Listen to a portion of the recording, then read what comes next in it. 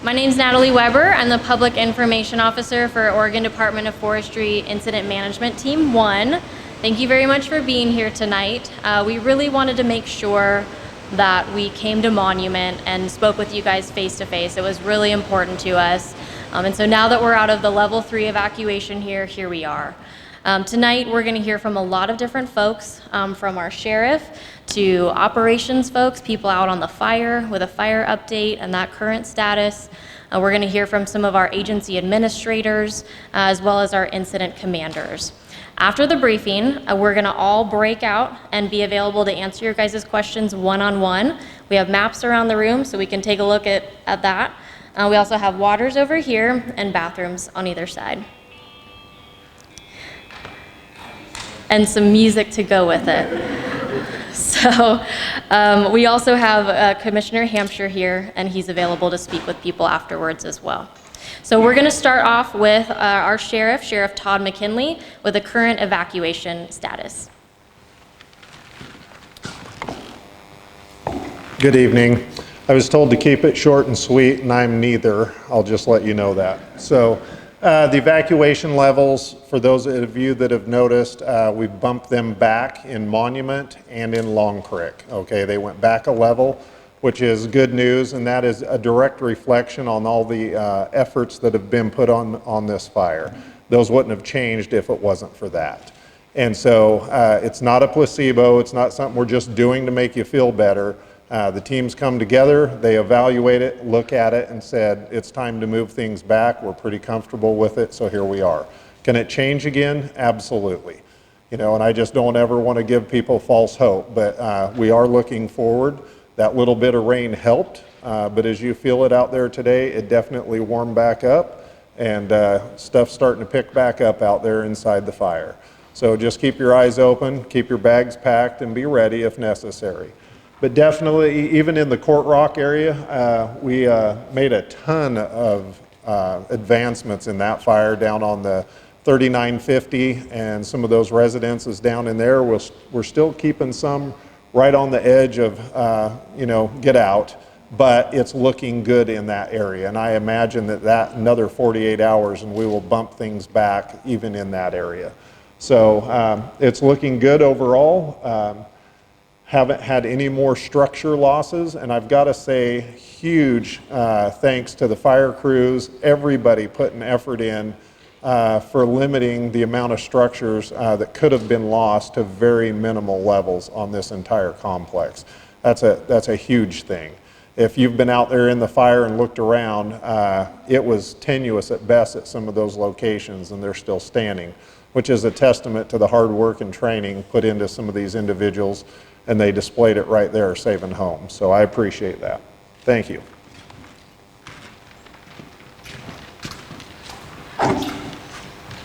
Okay, good evening. Kyle Gibbons, operations on Zone 1. So been dealing with the Courtrock incident, and then also the west side of what we're calling the Monkey Creek fire that used to be the Boneyard fire. So we'll start, just work around the map on Courtrock. So the northern half of this, or third, is pretty good shape. So cold out in a lot of spots. A lot of it was grass up next to a road system. But there's still heat in there, so we'll have the crews patrolling that. And then working down Division X-ray. So as we get closer here to where the head of the fire was, a little bit more of a dirty burn in areas. There's some heavies, quite a bit of heat along the lines.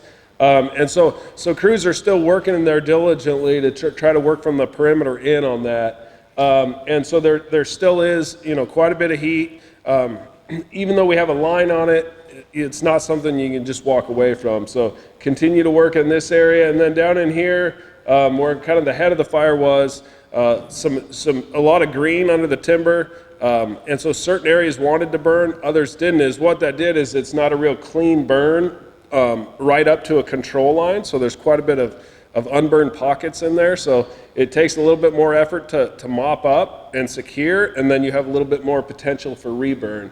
So this road system, the 3950, opening up that with equipment, so we feel it'll be good to hold fire if we bump all the way along it. See, we have it as a control line in some areas, but not all the way along there. And then the 3955 right back here, same thing. In the next couple shifts, we're going to have that opened up just as a contingency. So not something that we think we're going to have to use, but there's a couple months of fire season left, and so that'll be in place just in case something happens down here in this area that wasn't burnt, like a real clean burn right up to a control line. And then working up the east flank of the fire here, there's still areas of work to do, even though we have a control line on it. And there's areas where we're going in and tightening that up, so getting a line right on the black, and then flowing water and mopping up those hot spots. So definitely in a lot better shape than 72 hours ago, so when we were still kind of chasing it. So feel like we're in a pretty good spot. Haven't seen any growth. There's been some changes in the IR map, so the acreage, and a lot of that is just fine tuning the mapping. So not a lot of change, but we'll see probably a little bit every day, one way or another. All right, and then we can move on to, so we'll start here in Division Zulu. So we're in pretty good shape in Zulu at the moment. However, you can see from these fire runs, or the shape of this fire, so 5, 6, 7 nights ago now, we had a pretty good push, started about right up here, pretty good downslope winds, right at shift change, about 5 to 6 o'clock in the evening, and then pushed fire right across 402, so that was a pretty, a great effort by everybody involved. We had day shift resources, night shift resources, local resources, sheriff's office, closing the road, and we were able to corral that stuff just across 402, and the green fields on the other side definitely helped in that effort. So so we got that, and then several days later, we had another push that came down, did some point source protection on a lot of structures in this area, worked wildland with the Oregon State Fire Marshal's office as well, and protect those structures, and then we got down to 402 again, and the whole time that northwest wind's been wanting to push that fire down this direction. And then from there we were able to kind of get around the corner and get a line on this ridge top, so a lot of that would be dozer line or hand lines in areas where we have to. And so then been holding it for the last couple shifts, and things are looking pretty good along this perimeter. Still, there's still areas of reburn and some potential in there, but every shift that goes by, we're getting that more and more secure and set for kind of this upcoming heat pattern that we're in. And then there's this unburned island here. And so if you're seeing any smoke, we picked up a bunch of spot fires throughout this. So there was areas that are just smoldering around. And so we had two options: to go in and try to trail it out, and then or we could let it clean itself up on its own, or try to push that along. So I guess that would be three options. So we worked on trying to trail it out, and there was just too many spots throughout that. So a lot of that's going to clean up on its own, and then we'll utilize a little bit of fire in portions of that, just to get a good clean black along that, and then bring it down and kind of cut it off towards the bottom of that. But that would be for that piece there. Not a lot of threat of getting out. It'd just be something that would continue to be a nuisance if we didn't take care of it. And then working around the map, we'll start up here to the north, going into what we're calling Division Alpha. We just continue to patrol and mop up those lines. And then we have a dozer line here that we put quite a bit of effort in, holding and securing. We had two kind of primary residences in this section 36, and then another in there. And so we work quite a bit in that area. And then working north up to Morphine Ridge into Division Foxtrot. Let's swing back down to Monument. Okay, well, here's Monument, and then we continue to just hold and improve these lines here. Working around, so a lot of that's more at a patrol status now, so engines patrolling it throughout the day, and then putting out any hot spots close to the perimeter. But you notice there's a black line on that, so that's the area where we're feeling pretty confident on holding. Haven't had a lot of issues over at least the last week in there. And then Division Whiskey would be up here, and so we spent quite a bit of time in that North Fork of the John Day, even up above where the Middle Fork comes in, and working on some of those the structures, so some point source protection, and then even after those fires merged, getting back in there, making sure the roads are open, and then ensuring the perimeters around those structures is safe. And so that's all I have for this evening, and then I'll be around for any questions later. Thank you.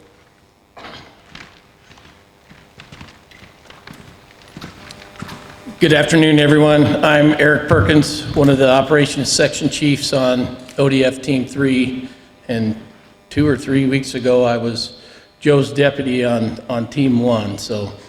But I've been field ops on this role, and I'll let you know what we've been doing. Initially, when we first got here, it was a lot of structure protection along the Highway 395 corridor and on up down the North Fork of the John Day. So not a lot of perimeter line construction. It was structure protection. You know, our policies, life, property, and then we worry about getting a line around it. So the first couple days was a lot of structure protection. But starting up here right here in Zone 2, in Division Hotel, we're still having problems with that Potamus Creek drainage. You know, it's a deep, steep canyon, and it's slowly progressing up canyon. It's come out in a number of spots. We're catching it up on the flats, very similar to what we did in the North Fork drainage. But they're working on that. They have lines along the rims up on top, tied into road systems, and things are coming together. Simultaneously, they're working on a contingency line pretty much along the whole north end of the fire, and that's coming along as well. You know, they're moving a lot of slash and trees and stuff, so open it up to what we call a shaded fuel break, and it's coming together. It was a lot of work to do up there, but they're hopscotching along, and one of these days it's going to be done from one end to the other. Right up in here, there was one of the original lightning strike fires was the Owens Creek, and that thing is pretty much in patrol status. Zero growth up there. Every afternoon we see some smoke come out of the interior, but no threat to the perimeter. Right along in here in Division Kilo, a few structures. You know, one thing I've learned about you guys around here is you like your remote living, and so we found a lot of structures and hunting cabins and just things that needed protected, and so we've done that. Anyway, that whole section right there, it's the laser that shakes, not me, you guys. Looking really good. Turning the corner and coming down the 395 corridor, that's come together pretty good. Right there along Camas Creek, we did have a spot, I don't know, 8 or 10 days ago. It jumped across the highway, it jumped across Camas Creek, and it started up the other side. It was a really good effort by everybody. Air Attack spotted it. It was awful smoky that day. They started getting bucket drops on it. It climbed up the hill quite a ways, but with the aircraft and the troops that started from across the creek and started up the hillside, they eventually got around it and kept it from getting up on top, and which was great because they were talking about having to evacuate Ukiah if that happened, and we're all set up in there. Anyway, coming down around this southeast corner, that's shored up. We did do some burning in there just to get it to a ridge that we could control it on or keep it there. That burn was, the final burn of that was probably 4 or 5 nights ago, and it's mopped in, looking really good. Coming along the southern end, heading back to the west, Division November here. Again, hunting cabins and structures and in there. mopping up around those, no new growth. Just like Kyle was saying, a lot of dirty burn in there. Dirty burn just means that the lighter fuels, grass is burnt, but where it's more timbered, and in the draw bottoms where it's green, that didn't burn very well. So a lot of mop-up work. We've put some interior lines around bigger islands and trying to save as much as we could. Coming down in here in Division Quebec, more structures, but a lot of cows in here as well, but things are coming together. They're mopped in probably 150 feet along the southern end and getting in deeper every minute. Keep coming on down, down here in Sierra. Lighter fuels, some juniper in there, and those junipers are always problematic. They can sit there, that white deep ash underneath them, looks like nothing's going on there. Oftentimes there's still heat underneath there, so going in, limbing up those junipers, mopping up underneath them, anything that's close to the line, and trying to get it in deep enough to where in a week or two, when it gets wind on it, that it doesn't jump over the line and keep moving. And then Sierra comes around and ties into whiskey there, and Kyle gave you the update there. So that's what's going on.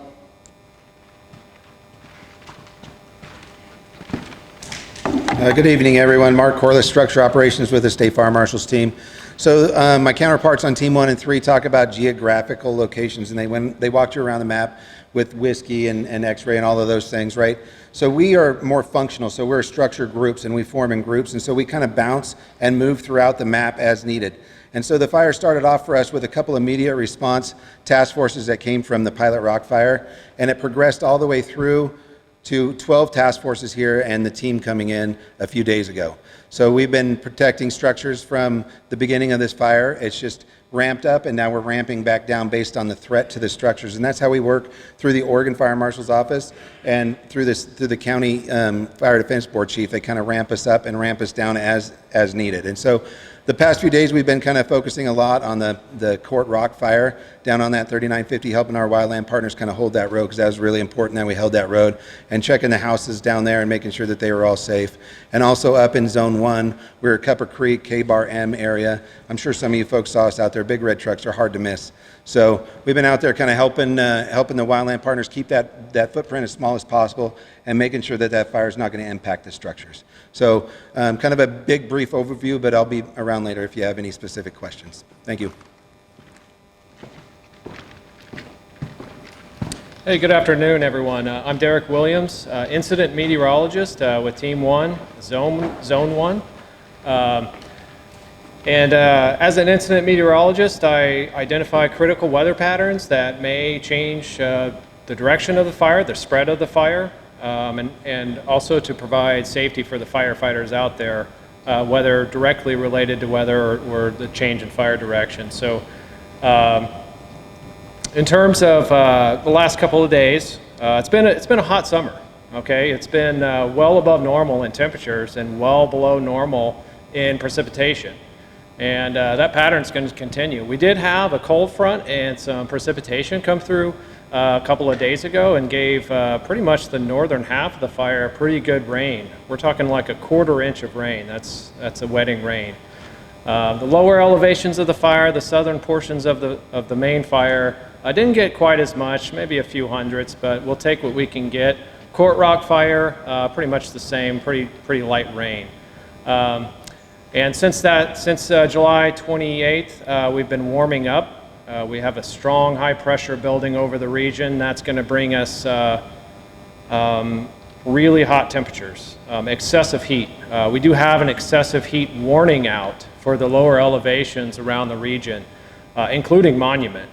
Monument tomorrow might get to 106, and then Friday 111. That's extreme heat. That's that's not only a safety issue for the firefighters, but the general population as well. So that's kind of the main thing we're looking for. Fortunately, with high pressure systems, we have light winds, and we're going to see some light winds over the next couple of days. It'll just be really hot. Going into Saturday, we do have another weather system coming in that will give us an opportunity for some showers and thunderstorms. Unfortunately, they won't contain a whole lot of rain, and we'll have to deal with that lightning situation again. And then next week, looks like things will, temperature-wise, will moderate back to the 80s and 90s around the region, but while remaining dry. The temperatures will still be above normal, just not 10 to 15 degrees above normal. So again, winds are going to be light the next couple of days, and I think that's all I have. You have a great evening. Good evening, everyone. My name is Dennis Lee. I'm the Emergency Response Manager with Oregon State Fire Marshals, and I am the Agency Administrator here for OSFM. Just a couple of things. I'll try and make it short. First of all, just want you all to know lots of fire going on in Oregon, as we all are aware of. Lots of blobs like that on the map as you zoom out, right? Come out and scale. Not every fire in Oregon, has is in a condition that this fire is in, and that's really a testament to the firefighters that have been out on the ground doing the job in this community. They've done a fantastic job. I can assure you that from OSFM teams to ODF teams, these are some of the finest individuals in the state of Oregon to fight fire, and the folks that you want in your community to have to deal with something like this. And so I'm really proud of them, and I'm proud of the work that they've done here. It's not done and over with, right? There's still a threat out there, but it's in a spot that not everybody in Oregon can say is in at this point in time. And we're certainly in for some weather this weekend that could pose some additional challenges. The second point, or the second thing I just wanted to say was a big thank you to the community of Monument. And you all have been fantastic to us and the firefighters out on the ground, and just really appreciate the support. As a community, this is an absolutely beautiful community. I know there's been, I've been around several folks, been driving back and forth from Long Creek down to here, and when you kind of pick your head up and kind of look around a little bit, several folks have said to me, man, this is some really beautiful country here. This is really a special place. So you have a special place. We all recognize it, right? And we want to keep it that way. So thank you very much for your support for our firefighters.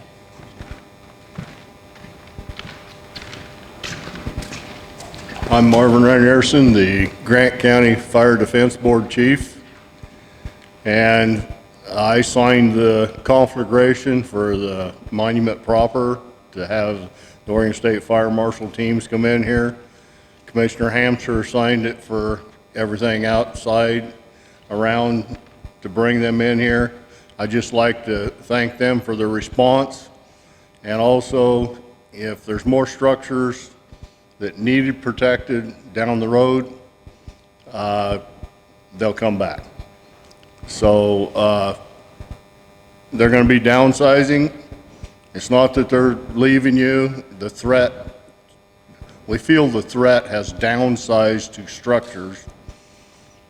The Oregon Department of Forestry team's going to be in here finishing this fire up and working with it. Some of the structural threats going to downsize or protection, but they'll be back in here in a moment's notice if needed. Thank you.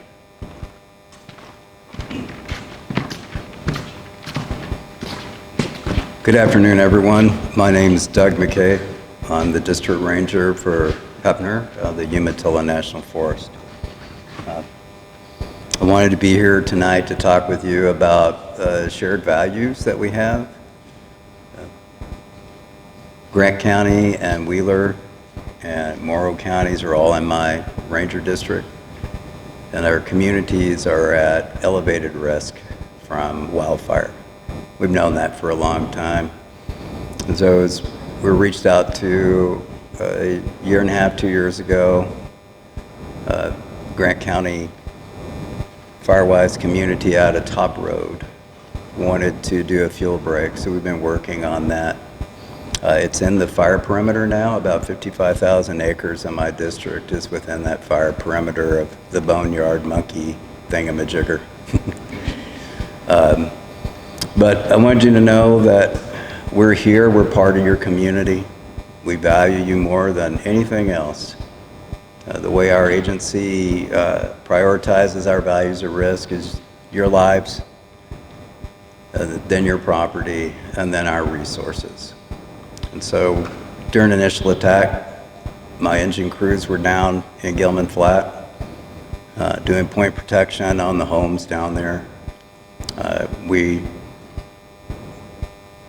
got integrated in with the team, and as you can tell, you can look around the room, you see a whole lot of different agencies here. Some are state, some are federal, some might be from outer space, I don't know. But there's a lot of us. It's really complex. But we all came here to do everything we can to help each other, to help you, for the maximum amount of protection. So we're constructing, that you heard about the contingency line. That's along the 21 road going east-west through the 2105. We try to get a box around this as well. And we went direct with firing operations to try to keep this fire as small as possible and headed away from you. So we want to protect the people in Pinland Lake and some of those other private end holdings that are within the Heppner Ranger District that not everybody knows about, but we do, because we live there. So I just want to thank all of you for showing up tonight. We got a long ways to go. You'll hear people say that this is a dirty burn. That means there's a lot of green out there. There's a lot of fuel still to consume, and we're nowhere near the end of fire season. We're actually just rolling into the beginning of it. So we have a good 60 to 90 days until we get wetting rain and snow that will put this out. So we have a lot of opportunity for Mother Nature to throw some curveballs at us. But we'll be there. And you look around the room at the team and the agencies here. We'll be there to respond to the best of our ability to do everything we can to protect you and your property. So thank you.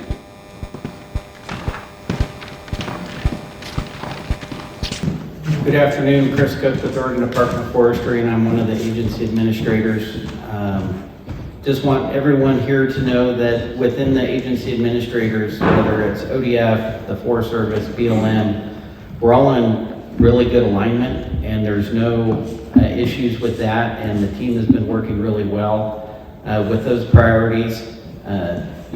Keeping the fire as small as possible, keeping that footprint down, protecting homes, protecting the values out there, whether it's timber grazing ground, trying to keep roads open, and then power infrastructure. So one of the things that I really want to point out is the landowner involvement. I think I heard this morning at briefing that over 30 landowners have been picked up and hired, and there's probably just as many, if not more, out there that are working as well. So quite a bit of landowner involvement with these fires, and excited to see that. I wish it wasn't happening, obviously, but our landowners really help us be successful out here, so I'd like to thank them as well. Thank you, Chris. Good afternoon, everybody. Thank you for coming. So my name is Rob Root, and I'm one of the incident commanders assigned to this incident. I very sincerely want to thank you for being here, for getting the message and understanding what was going on right outside your back door. I represent the Oregon Fire Service through the Oregon State Fire Marshal. So the structural engines that you see rolling through your town come through certain state systems, and we're here to help you. I'm here to address some of that and explain why we're here and what we've done, as well as our partnership with Oregon Department of Forestry. And that relationship is really one of collaboration and cooperation. Together we unify, we bring our crews together, and we protect your communities, protect your homes, we protect that infrastructure. It's a pretty uncommon fire year, as you've already seen. We've got fires burning across the state. Things are, the weather is not working in our favor. There's just a lot of fire in the state of Oregon right now. It's requiring us to take on some unconventional ways of staffing and getting crews around and getting resources throughout the region. I can assure you that everything we've done has been in the best interest of your communities and trying to get you home. It's pretty intimidating having that column in your backyard. When you see that fire and you know what's going on back up behind your community, it's pretty scary. And we do everything we can to try to get our resources in to help assure you and to help protect your homes. The mission of the Oregon State Fire Marshal Incident Management Teams is to protect your homes and to protect your communities, to get you back home and so that you can live, work, and play in an area that has clean air and you can make those memories. So when this fire started up, you have to understand this was numerous fires, right? This was boneyard, this was monkey, snake, there's a whole band of fires. And as it got started, we did bring crews down from Umatilla and started working on the east side of the fire. And then as the fire spread across and continued to grow and grow, we continued to bring more resources in. Over time, we recognized that the scale of these fires was so big, they complexed it. They brought all those fires under these incident management teams. The Oregon Department of Forestry brought their resources in and their incident management teams. ODF Team 1, ODF Team 3, both of them working together on this very large fire, and then Courtrock started as well. So now we have 2 large fires that are going on. While each of these is complicated in their own right, they're certainly complex, given the size, given the scale, and then the threat to communities. At one point, all of the evacuation levels had nearly 1,000 homes under some levels of evacuation. So that's thousands of people in your community who are seeing this fire, who are at risk of this fire. So we continue to bring in resources from around the state. We bring structural firefighters from all of the 300 plus fire agencies around the state of Oregon, and we bring them in, we coordinate their actions under an incident management team. And our incident management team came in and unified with Oregon Department of Forestry. We came in on Friday, and we had with us 12 task forces, which is about 60 pieces of equipment from around the state, along with firefighters, professional, volunteers, folks who are trained and certified and have all that equipment and all that experience to help keep your home safe. In the spirit of Oregonians helping Oregonians, we stood shoulder to shoulder with Oregon Department of Forestry. All those wildland crews keeping the fires small, and we were helping to keep those fires out of the homes. The goal is to keep that fire small, keep your home standing, and get you back there as quick as we can. In total, we had 67 fire departments represented in your community. There's 300 give or take, structural fire departments in the state, so to have 67 of them is a big draw. We brought crews from as far as Klamath, Astoria, Portland, Bend, all over the state came in. We stood shoulder to shoulder in a unified front with Oregon Department of Forestry. We did lose a couple homes during that first initial push, and that's unfortunate and it's tragic. We strive to not do that. Since we've had our teams in place, we have done a great job of keeping your home standing, and we can say that most of those are still here, of the thousands that were threatened. Your communities know resilience. You know how to help one another, and we saw it out there. We saw you out helping your neighbors. We saw you helping firefighters. We saw you connected into those homes. We also worked with your fire departments, your law enforcement agencies, county emergency managers, everybody out in the community to try and make this a whole approach. The results of those efforts can be seen as evacuation levels are lowering, folks are able to come home, the air is getting cleaner, and it's safer to be in here. As a result of that, the risk to your structures, the risk to your homes, the risk to your communities has diminished, and our rigs are going home. Our firefighters are returning to their families and back to their jobs, but we are always here. The Oregon Fire Mutual Aid System is a comprehensive system throughout the state designed to quickly get us back and bring our resources back into this community if needed. I do want to thank you all for coming. I want to thank you for your support as we've been in your community. I really want to thank you for the privilege of being here and working for you. And at this time, I'm going to turn it over to my counterpart, IC of the ODF Team 1, Joe Hessett. Good afternoon, everybody. As Rob said, my name is Joe Hessel, and I'm the incident commander with the ODF team that's here. Excuse me, and I think it was about 2 weeks ago on a Saturday that we showed up in this very gym and had quite an event going on in your backyard, in your neighborhood, and the local area here.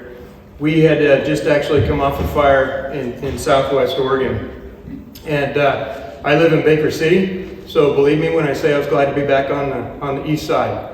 Although kind of a bummer it's in your backyard, and we were here to really help out.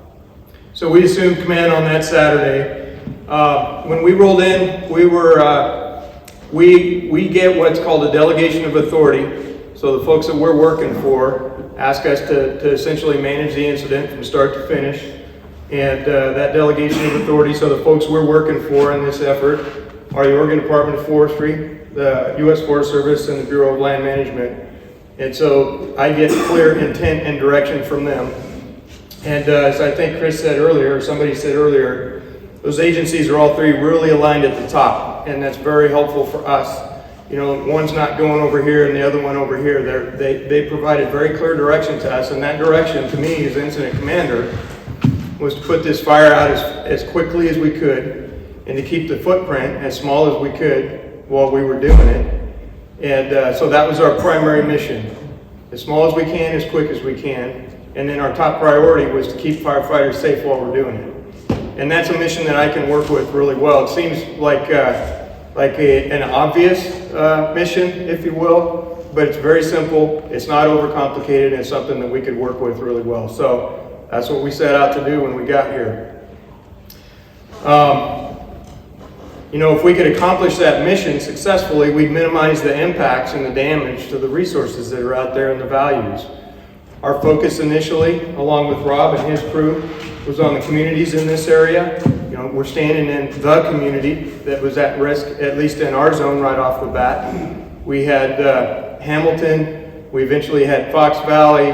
You know, we could talk about Ritter and Ukiah and some of the other places on the rest on the other end of the fire, but that was our focus initially.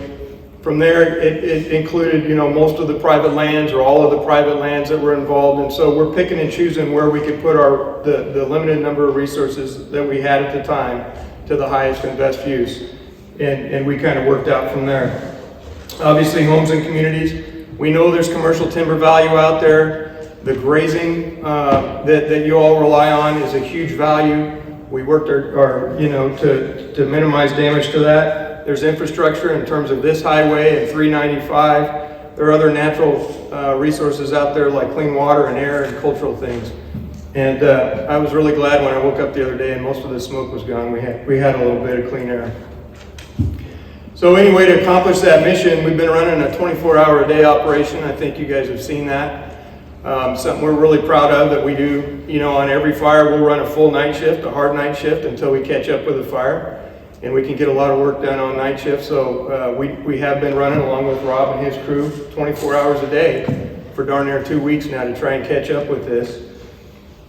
We eventually ended up with almost a couple thousand firefighters on this incident from around the state and all over the country. The national system is at play right now.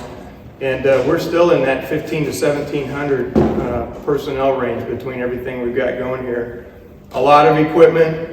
We work with OSFM partners, like Rob said. ODF is in charge of the perimeter control, so we're the ones building the line on the edge of the fire. OSFM is in charge of the structure protection. We obviously overlap and meet in the middle in some places and help each other out quite a bit. And it's a very good partnership that we have, and it actually makes us more effective and efficient when we can work on the perimeter of the fire. I think there's over 400 miles of perimeter on this thing. So I don't know how far where you'd end up if you started driving from here to there, but that's obviously a lot of fire line that's been put in the last couple of weeks, and a lot of work that's been done. We would normally, I want to talk just a little bit about the preparedness level. The fire we just came off of in Medford, we were the first team out. We had over 1,000 people on that incident, and all the equipment and aircraft we could have asked for within 24 to 48 hours. That's what it looks like when there's not a lot going on. Within just a 2-week period, nationally and in this region and in the state, we went to what's called a preparedness level 5, because as you know, there's fire everywhere. Rather than getting those 1,000 people here in 24 hours, it took us 8 or 9 days to get that same number of resources here. In the meantime, you all and the local landowners in this community filled that void for us. And in the state of Oregon, we really rely on landowners to help out, and you definitely came to help out and got engaged early here, and by and large probably put in most of the line, certainly on the Courtrock fire, and a big chunk of it over here on Monkey Creek. So just a shout out to your landowner group. we couldn't have done this without you. And in Oregon, we kind of rely on the landowner community to help us out in a time of need, and you all were certainly there for that. I want to thank Sheriff McKinley and his crew. He's done a great job, really closely connected your county commissioners, local fire department, Chief Marvin Arison, and others here locally have been tremendous to us. We can't do it without the local community help. We'll bring capacity and expertise, but it's the local folks that really get us to where we need at the end of the day. So thank you to our partners there. And then finally, I'm going to close out. I'll quit talking here, but want to thank the communities of Monument and Long Creek in particular. We've way more than doubled or tripled your populations. We've had an impact on your community, and we're really striving to make that a positive impact, and hopefully we're going to leave it as good as or better than we found it when we get out of here. And so just thank you very much for your patience with us and your grace and your support, because having had that's made our job a lot easier. So thank you for that, and I'll kick this over to whoever's up next.